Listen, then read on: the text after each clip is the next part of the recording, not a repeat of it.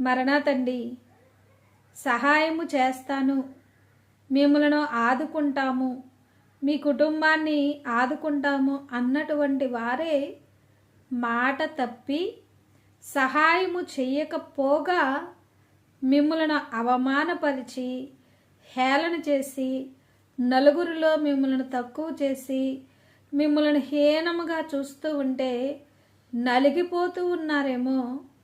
వారు సహాయము చేయకపోయినా మీకు సహాయము చేసేటువంటి, మిమ్మల్ని ఆదుకునేటువంటి దేవాది దేవుడు పరలోకములో నుండి తన హస్తమును చాపుతూ ఉన్నారు.